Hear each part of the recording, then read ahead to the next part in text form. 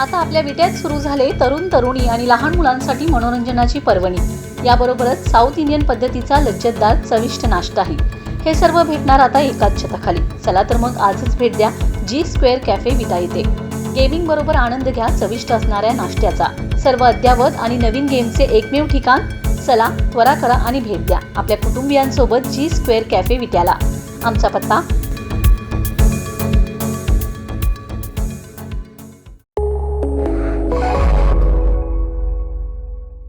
नमस्कार, मी अरुण आणि आपण पाहत आहात 7 स्टार न्यूज. गेले बरेच वर्ष महावितरणमध्ये कंत्राटी कर्मचारी कार्यरत असून त्यांच्यावरती गेली काही महिने झाले सदर ठेकेदार खूप अन्याय करत आहेत. सदर कंत्राटी कर्मचाऱ्यांना महिन्याला पगारातून 2,000ची मागणी करत आहेत.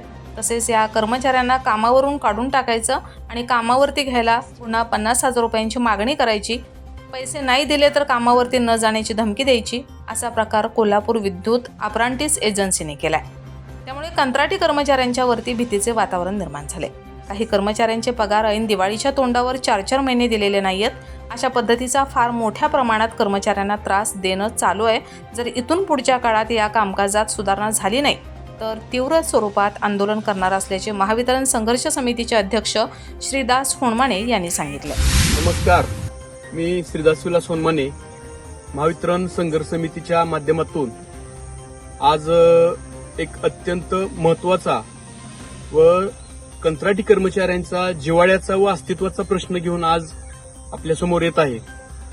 गेले 20 ते 25 वर्ष झालं महावितरण कंपनीमध्ये सदरचे कंत्राटी कर्मचारी काम करत आहेत. बाह्यस्त्रोत्र म्हणून हे कर्मचारी काम करत आहेत.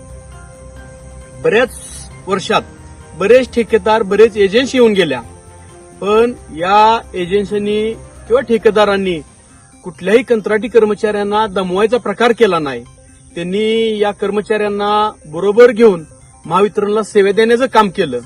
पण आज ह्या गेल्या काही महिन्यापूर्वी कोल्हापूर विद्युत अप्रांटिस ही एजन्सी आपल्या कंत्राटी कर्मचाऱ्यांना फार वेगळ्या प्रमाणे त्रास देत आहे. त्यांचं त्रास द्यायचं अशी भूमिका की सदर कर्मचाऱ्यांची बदली करायची. समजा उदाहरणार्थ पोलीसमध्ये एखादा कर्मचारी काम करत असला तर त्याला इस्लामपूरला टाकायचा आणि बदली होऊ नये म्हणून त्याला पैशाची मागणी करायची. त्याचबरोबर काही कर्मचाऱ्यांना घरी बसवायचं, त्यांना बोलवून ऑफिसमध्ये घ्यायचं, त्याचा मोबाईल बाहेर ठेवायचा आणि त्या कंत्राटी कर्मचाऱ्याला पैशाची मागणी करायची. जर तो कंत्राटी कर्मचारी पैशाला नकार दिला तर तो कागदावरती अनस्किल्ड ठरवायचा आणि जो कर्मचारी 20,000, 50,000, 60,000 रुपये देतोय तो स्किल्ड ठरवायचा. अशा ज्या काही भूमिका ह्या ठेकेदारांनी घेतले तो पहिला बंद करा. नवीन कर्मचारी कामावर घ्यायचा, त्या कर्मचाऱ्याकडून 50,000 रुपये घ्यायचे आणि तो स्किल्ड करून त्याला कामावर रुजू करायचा.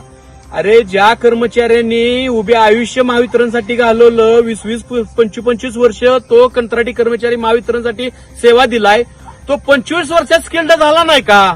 25 वर्षाला काहीतरी त्याला स्किल आलं ना. तो 25 वर्षाचा 20 वर्षाचा कर्मचारी अनस्किल्ड आणि पैसे दिले ते स्किल्ड. असला उद्योग सदर ठेकेदार बंद करा.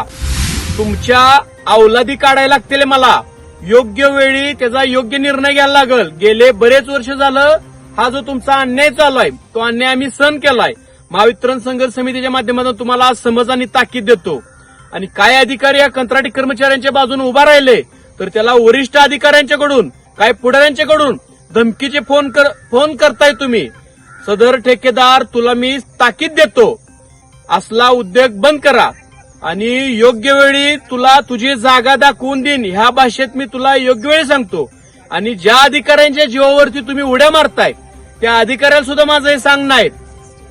तुम्ही ह्या 2 रुपयाच्या आमिषाला बळी पडून जर तो आपल्या कंत्राटी कर्मचाऱ्यांच्या पोरांच्या टाळून जर लोणी काढलं तर त्या खुर्चीत बसून देणार नाही अधिकारी. तुला ही ताकीद देतो. याचं कारण असं, तुम्ही जो काय भोंगळा पारभर कोट्यवधी रुपयाचा फ्रॉड केलाय त्याची लिस्ट माझी खोली भरल्या, तो लिस्ट मला बाहेर काढावं लागू नका. आणि त्या अधिकाऱ्यांना माझी समज आहे, चुकीचं ह्या पोरांच्या बाबतीत वागायचं नाही.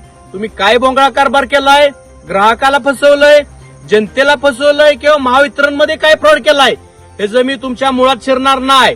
पण ज्या दिवशी तुम्ही कंत्राटी कर्मचाऱ्यांच्या विचारला त्यावेळेला 1% सुद्धा तुला माफ करणार नाही. तुम्हाला ही माझी समज आहे. आणि सदर ठेकेदार तुला अजून एक ताकीद आहे, प्रेमानं आणि योग्य वेळी ह्या लोकांना न्याय द्या. जर इथून पुढच्या काळात जर तुम्ही त्रास गेला तर तुझी अवलाद काढल्याशिवाय मी राहणार नाही. तुझा जो काय भ्रम असेल की मी कोणतरी फार मोठा ठेकेदार आहे, माझ्या ह्याचा वरदास्त असेल त्याचा वरदास्त असेल, जो वरदास्त ठेवतोय त्याला सोडणार नाही. तू तर कुठल्या गोष्टीचा चिल्लर गोष्टीत तू लक्ष घालू नकोस. अजूनही तुला माझी समज आणि प्रेमानं ताकीद आहे. माझ्या कंत्राटी कर्मचाऱ्यांना दमवायच्या नादाला लागू नका. सगळे कर्मचारी हे पोटासाठी काम करतायत आणि त्यांच्यावरती कोणता अन्याय करू नये ही माझी प्रशासनाला विनंती आहे. आणि वरिष्ठ प्रशासनानं ह्या गोष्टीत गांभीर्यानं लक्ष द्यावं आणि या ठेकेदाराला समज देऊन चाकुरीत आणावं ही माझी समज तुम्हाला आहे. धन्यवाद. Bureau report 7 star news.